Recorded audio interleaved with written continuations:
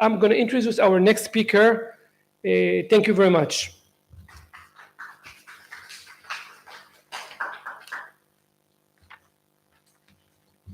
טוב, I have the privilege, first of all, to call to חבר. Okay, can I, Rabbi Berg, חבר, באמת חבר. Rabbi Berg, Rabbi Stephen Berg, is the CEO of Aish Torah. Along that, he is also served on the board of the governors of the Jewish Agency as an executive board member of the Rabbinical Council of America. He was also the Eastern Director of the Simon Wiesenthal Center. He served as Managing Director of the Orthodox Union. Rabbi Berg also served as International Director on NCSY. A lot of jobs you had, huh? A lot of kol hakavod. I'm having the privilege, Rabbi Berg, please. How are you?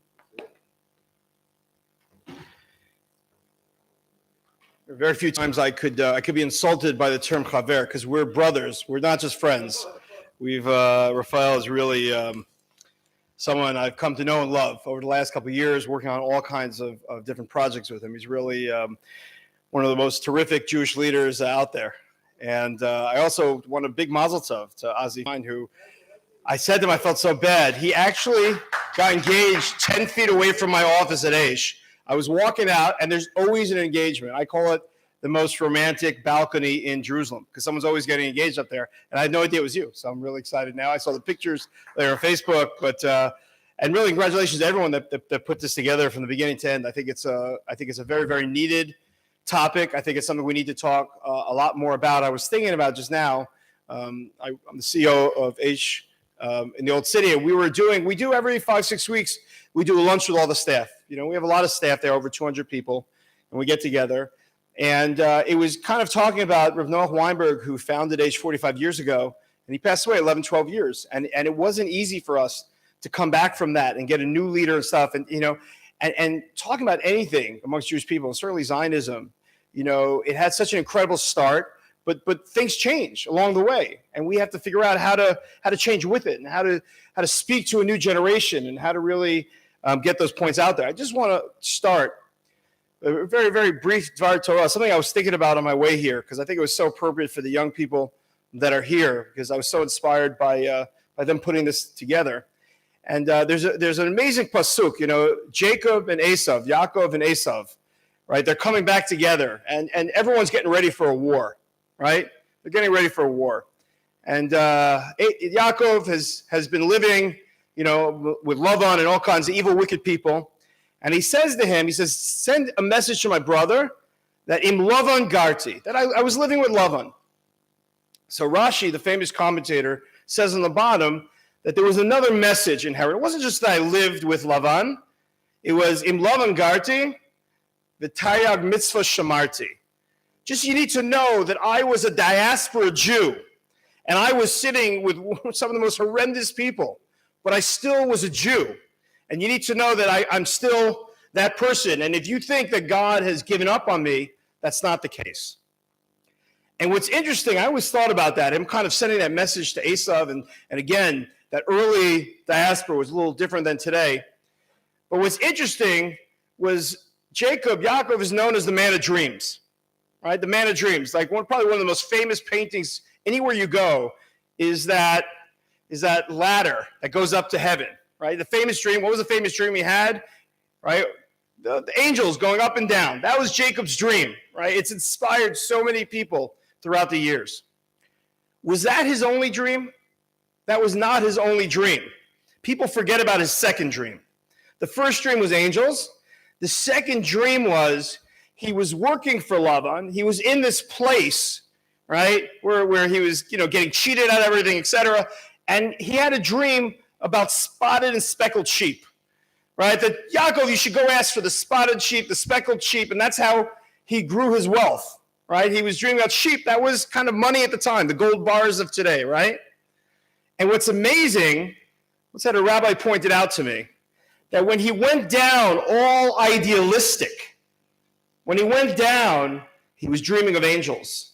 When he spent time in the diaspora with Lavan, he started dreaming of money. So it is true that they didn't take the Jewishness out of his heart, but it did affect him. And that's our challenge, I find so much in the world today, is everything, when you're a little kid, right? You're a little kid, you like to play, make believe, you like to dream, you like to think of impossible situations.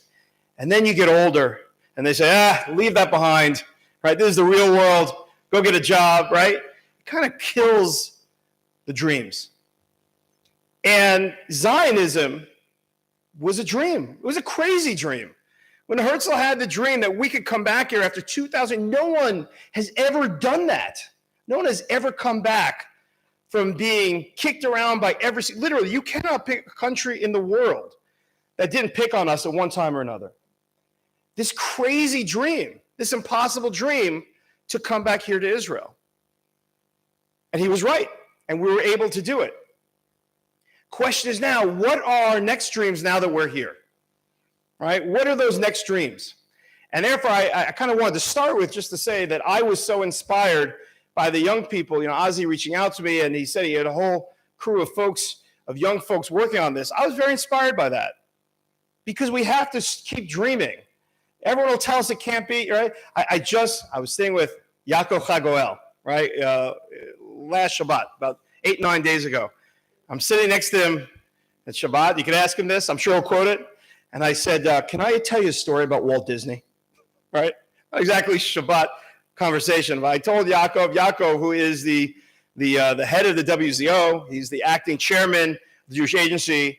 Just as I said, Raphael is my brother, Yaakov, the whole crew here. You guys are all my family. Just really amazing. I said, I have to tell you the following story about Walt Disney, right? You can ask him. He's coming after, right? Ask him if this is true. So I told him the following story, right? And this is what I really want you to remember. So Walt Disney, believe it or not, died before Disney World was built. He was alive for Disneyland in California, but he died before Disney World was built.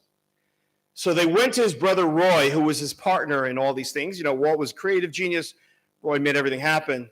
And a reporter said the following thing to Roy. He said, Roy, isn't it terrible that your brother never had a chance to see this? And he said, no, you're wrong. He saw this, and that's why it's here, right? The definition of dreaming and really dreams that come true is more vision. The definition of vision is being able to see things that other people can't see, being able to see things that people think are crazy, and then making them possible, right? That's the definition of vision, right? Dreams you could dream all day long, right? But dreams that come true, dreams that you follow up, dreams that you work so hard to implement, that honestly, that's like the mission statement of the Jewish people, right? And it all starts, and I want to just mention just for a couple different points, it all really starts with Abraham. Abraham starts off at basically saying, I'm going to start the Jewish people. And I'm going to set certain things in their DNA that are going to be important to them no matter what they do. And I'll just give you 2 or 3 points of that because I think they're so important to what we want to do and what really needs to drive Zionism. There is, if you go before the first portion of Lech Lecha, which of course, what's the first conversation God has with Abraham? He tells him to go to Israel, right? Literally before anything else. But even before that, there is a story of the Tower of Babel. You ever hear the story, Tower of Babel? Right? The story of a big, big tower that they built to fight God. Right? They said, we're going to go after God, build a big tower, we're going to fight him. And there's a word there, achadim. It says there that they were unified, that they were together, right? Now, we're sitting here in the building of the WZO, the Jewish Agency, Kakal, right? I would venture to guess that almost every meeting, someone says, we just need achdut. We just need to all come together. We just need to be unified, right? That's a standard, right? We need to be unified. That's a standard thing we say in Judaism. So they had achdut, they were all together, and it was a total disaster. It was a total disaster, right? They tried to fight God, God got upset, spread them all around. What went wrong? How could achdut go so poorly? In my office in the old city, if you come by, I'm happy to show it to you. Well, you got engaged. You were there the other day. You'll come again, Ozzy. I'll show it to you. I've got 2 books sitting there. I'm probably the only person in the old city who has these 2 books, okay? The first book is the Communist Manifesto by Karl Marx, right? And the second book is a book called Mein Kampf by Adolf Hitler. I ordered them one summer. I wanted to read them because, first of all, everyone talks about them, but very few people have actually read them. And I was curious to see what was inside. First of all, they're totally different books from each other. You know, you read the Communist Manifesto, you feel like you're being screamed at the entire book, right? You know, all these terrible rich people, we're going to go, we're going to take over, et cetera, right? The Mein Kampf is a totally different book. It's very seductive and horrible and scary, right? Adolf Hitler is the only book he ever wrote. And I wanted to like the Jews. I felt bad for the Jews, but then I started to see he slowly, you know, kind of pulls you in to why the Jews are terrible. But he doesn't just say I don't like them. He works his way there. Now, why do I want to read those two books? Those two books were responsible for more deaths in the last 2,000 years than any other book, right? Adolf Hitler killed 6 million Jews and tens of millions of others. And everyone, you know, Karl Marx, and then later on Stalin, right? Stalin killed also tens of millions of people, right? Literally tens of millions of people killed for these two books. And what I realized about these two books was they spurned these societies that had tremendous achdut, right? They were unified. Communist Russia, every man, right? One man, one vote, we're all together. Nazi Germany, lockstep, literally, all together. They all had achdut. But it's clear from the books that it was achdut based on the things that they hate, not on the things that they love. And achdut that is built on hatred will always collapse eventually. It may take tens of millions of people with them like it did, but it will always collapse eventually. Avram Avinu sees that that's what's going on at the Tower of Babel. They get together, they bring everyone together to hate God. He says, I'm going to do things a little differently. He says, I'm going to bring together people that love God. And I'm going to build a religion based on love, a religion based on reaching out to people.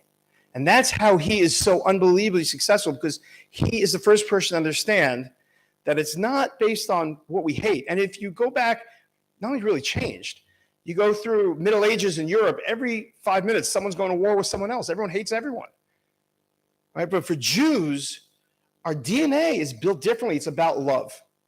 And the most important thing that we have to do is we have to love each other.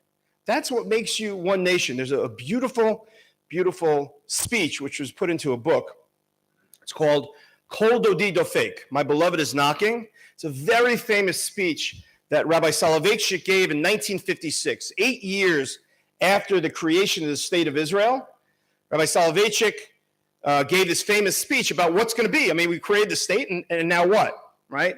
And he talks a lot about Shir Shirim, the Song of Songs, and he gives an unbelievable example there. He gives an unbelievable example. He says that there's a parable. He says that there is a man with two heads, right? Man with two heads. And they're trying to decide, right, if this guy, you know, his parents died, do you give him two portions because he has two heads, or one portion because they have one body? So they say, this is what we're going to do. Take a bucket of hot water, and they dump it over one of the heads. They said, if the other head feels the pain, then they're one entity. If the other head doesn't feel the pain, then they're two separate entities. Rabbi Soloveitchik said, for the Jews to be one nation, if the Jews in Buenos Aires are feeling pain, then the Jews of France have to feel it. And if the Jews of Israel are suffering, the Jews of America have to feel it. The only way we have been successful to be one nation is that we have always been there for each other. We have always been there for each other. There are so many, if you open up the Talmud, right? I did my master's in medieval Jewish history, and a lot of the things you go in there and you read the shilos and tshuvos, the different questions and answers that rabbis got in the medieval times, and so many of them were about that they would kidnap or throw a Jew in prison and try to ransom him. Can you pay the ransom? Can you not pay the ransom, right? Why would they do that? Because the Jews are always going to save the Jews, right? Other nations, hey, take 1,000 people, who cares? I go to war for nothing and I lose 100,000 men. I don't care. But for the Jews, I always said, I'm a child of Moshava, right? I grew up in Bnei Akiva. I grew up in Moshava. So I would tell you that every single summer, come Tisha B'Av and many other days throughout the summer, we watch Raid on Entebbe. I've probably seen Raid on Entebbe about 1,000 times, right? That's the go-to, if you grew up in Moshava, movie. But no matter how many times I always watched that movie, there was one scene that always moved me. It still does till today. I get goosebumps. You know, they're training. Everyone knows the famous story. Air France plane was hijacked to Uganda, and they have to go to save them. And then, right, the IDF decides they're going to go. And then Yoni Netanyahu, Olav Shalom, right, Zecher Tzadik Levracha, the former prime minister's brother, who's the only soldier that was killed in the mission, he starts to give a speech, right before that, he gives a speech. And he says, you're probably wondering why we're going halfway around the world to rescue these people from an Air France jet. It wasn't El Al, right? According to the way nations work, right? They're not responsible. Like, why are we going to get these people? Well, he said, we're going to get them because they're Jews. And if we don't save the Jews, who else is going to do that? There's a famous speech that Menachem Begin gave when there was a huge Holocaust reunion. People in the early 80s and 81, people hadn't seen each other in many, many years. They were at the Kotel, and it was one of those last chances for a lot of people to come together. And that was when they bombed the nuclear power plant in Iraq. Menachem Begin got up at the Kotel. I mean, that's why I look at it all the time. There's no better backdrop for a dramatic speech like that. And Menachem Begin gets up and says, you know, if Jews are threatened, we're not gonna stand for it anymore, right? That is so much of what Zionism is built on. There is a land here, right? And I do believe it's holy. I'm Jewish. I believe God kind of said that's where you should be. But it's not just about the land. It's about the people and what we do with it, and more importantly, what we do for each other. What we do for each other. And we can't ever, ever, ever forget that.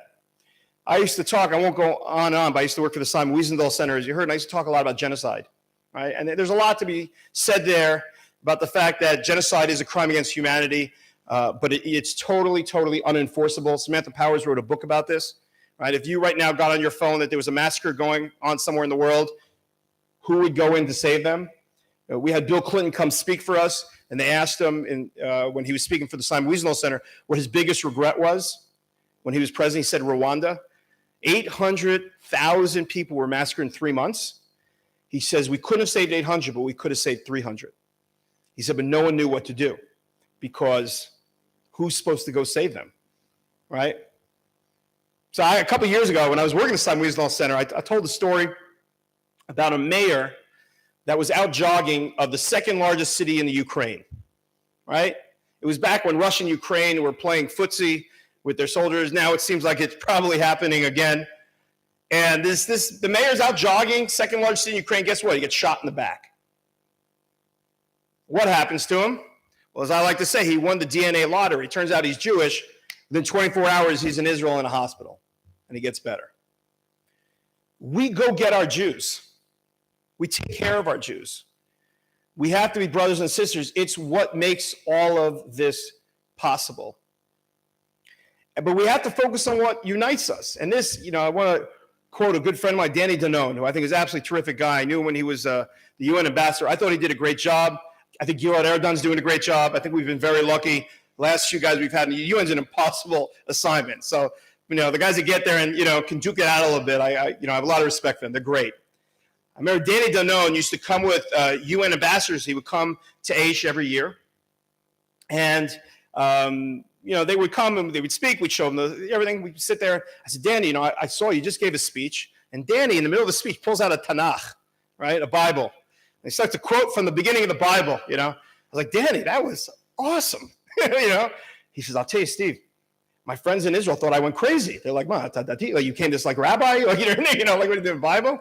And he says to me, he says, without this, where's our right to, it all goes back to this.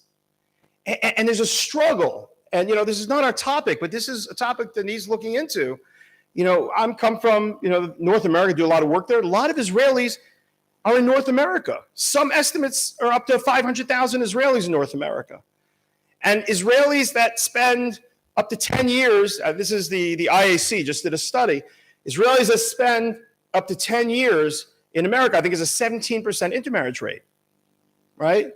How do we keep people here? And I'll just tell you something else. This I haven't spoken about this a lot. I've thought about this a lot. I wanted to write an op-ed about this. But even COVID, was a real challenge for North America versus Israel. I don't know that everyone fully understood it, but I believe in the beginning of the pandemic, there was a bit of a missed opportunity. The beginning of the pandemic, the Jews in New York and New Jersey were doing really, really badly. Right? I will tell you that on my block, I had 4 friends who sat Shiva for parents, and it was really bad. And Israel was doing really good in the beginning. Now, we all know everything seesawed as time went on. But I remember saying to friends of mine who were, elected officials, other ones saying, now's your chance to send some sympathy back to America, right? Every time there's a terrorist attack, today there was a shooting in the old city. My phone's blowing up from people from America, we're with you, There was a moment where Israel could have been, we're with you, and it was very quiet. And it was almost a little bit like, Israel, we know really should be here because we know how to deal with it. And then it went on. But even more than that, the coming and going into Israel was very complex and complicated, right? And Israel, and this really goes to the heart of Zionism. Are we a state like everyone else, or is there a point where we have to look after our Jews, right? I'll just tell you for myself personally, I lost my father a few months ago, and we had to get the amount of work we had to do to get him buried here in Israel. He was in the process of making Aliyah. He had been a rabbi of a synagogue for 45 years. They have an apartment in Ramat Beit Shemesh. They had bought plots, right? The amount that we had to go through to get him to be buried here was extremely difficult on my mother. And I understand there's a bureaucracy, and I understand how government works, and I run a very, very large amutah here. That's not lost on me. But are the Jews of the world your brothers and sisters or not? When it comes to getting buried, that people are, right? Should you maybe make a drop more effort? Good friends of mine with one of the deputy mayors, and they said to him, oh, great, Croatia's green. We can now have them come. But all the Jews in North America couldn't come. It was very painful. That's a real issue. How do we address that issue, right? If someone's not a citizen of Israel, does that make them a traitor, right? Because everyone should be here. Many times you hear people come out with an aliyah of you should be here. Oh, there was an anti-Semitic attack in New York. Oh, you should have been in Israel, right? Is that really the way to do it? Right? I'm not saying anything you don't know. We've all had these conversations. Or do we want to act like Avram viewed out of love and realize that we're all Jews and we just got to do the best no matter what? We have to kill ourselves to cut through the bureaucracy, to make everyone feel welcome, to try and bring people in. I spoke to a group of Israeli soldiers. I always tell the story to them. And to this day, I don't think I've met an Israeli soldier that knows the story that I'm going to tell you, but you might because you're from North America.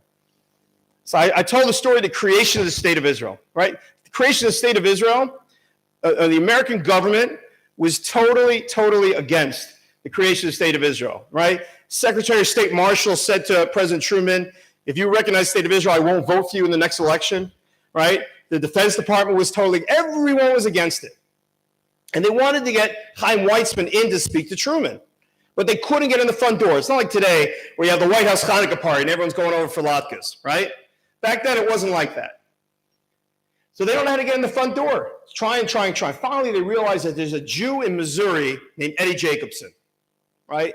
Who is Eddie Jacobson? Eddie Jacobson fought in World War I, and he had a best friend in the Army. Who was his best friend? Harry Truman. Truman is his best friend. They opened up a business afterwards. It went bankrupt, but they were still very, very good friends. So they locate him, and they say, look, we want to get Chaim Weizmann in the front door. Eddie, can you come help us?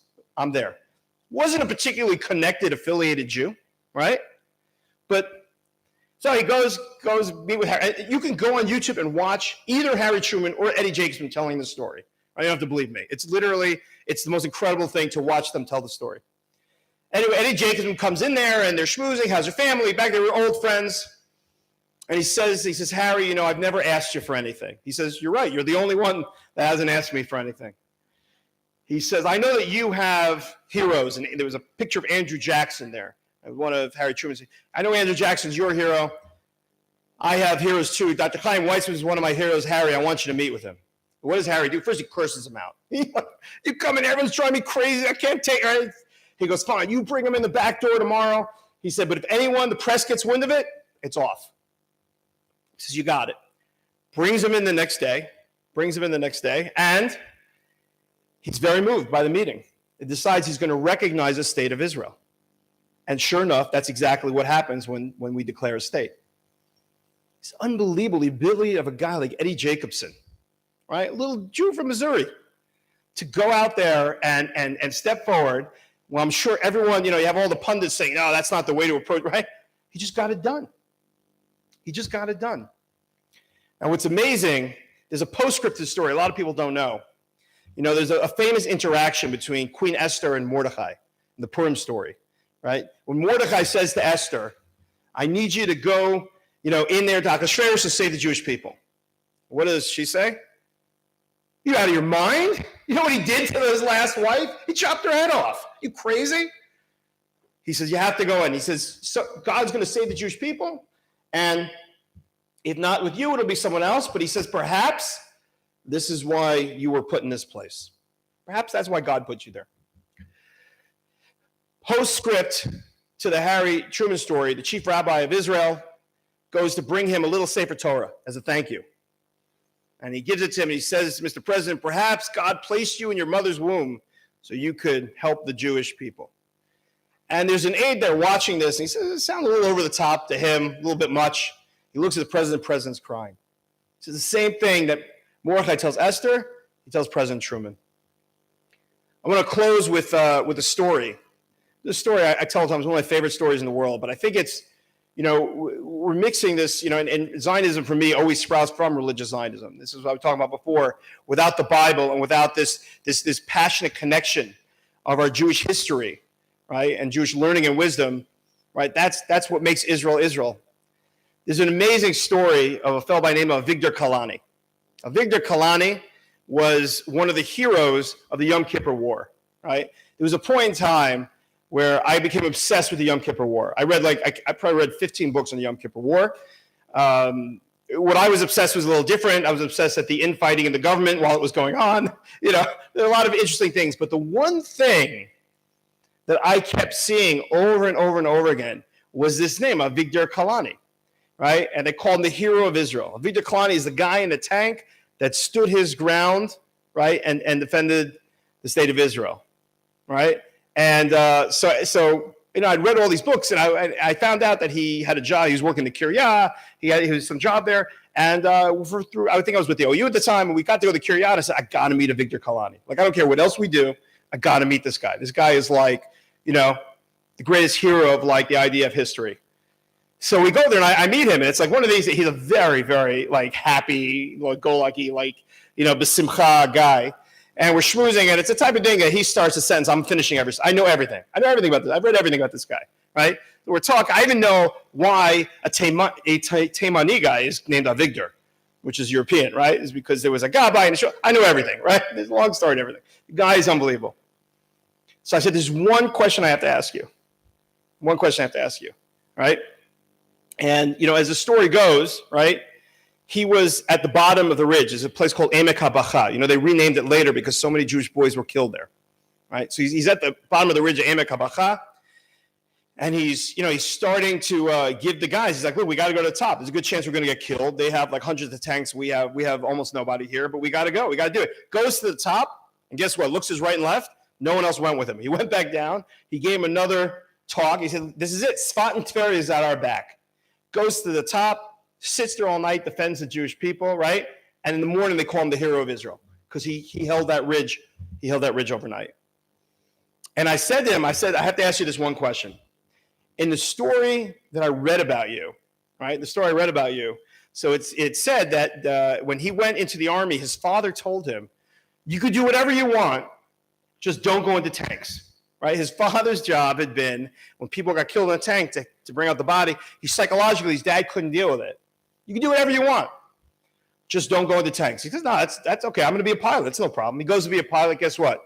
He doesn't have hearing in one of his ears. Gets kicked out of the Air Force. But that's okay because he's going to be an infantry soldier, right? A foot soldier. Right? Goes to the infantry. Guess what? He's got flat feet. Gets kicked out of the infantry.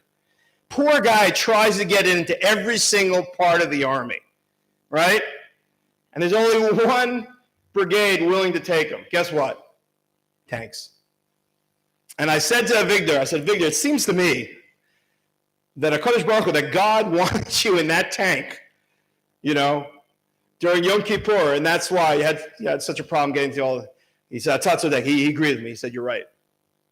And I always tell over that story, and I'll tell you why I tell that story, and I think it's so powerful, is because there's no doubt in my mind, as a believing Jew and believing that God plays a role in my life, I believe that God placed him in that tank to help the Jewish people. But what is so important to know, God did not make him go up that ridge. That was his choice. That was his courage. Many times we get put in situations. We're here in Israel. This is amazing. I mean, 100 years ago, maybe they had a dream about it, but they certainly didn't know it would be a reality. 200 years ago, forget about it. 300 years ago, 400, we're here now. God placed us here now to get certain things done. We're not done. We're not done. A lot of Jews are leaving this country. Not enough Jews are coming to this country, right? We're still dealing with issues all over the place. Anti-Semitism is rampant. There are people out there hiding behind BDS, right? Attacking Israel. There are people attacking circumcision, trying to ban it in Europe. They're banning ritual slaughter of kosher meat. People are attacking us all over the place. It is not simple for us. But God put us here to get something done. God put us here. This, I believe, maybe others don't, I believe that this is it. This is what all the prophets were told. We're back in Israel, right? And they could try and kick us out all they want. We're not going anywhere this time. We're not. But the question is, qualitatively, how do we grow? How do we build? What's the character's nature of this nation look like? Those things are important. We're back, and we're back because people in this building got us back. People that had dreams got us back. But now it's time for us to pick up the baton and to move forward and to make sure that the land of Israel is strong and the nation of Israel is strong. Thank you.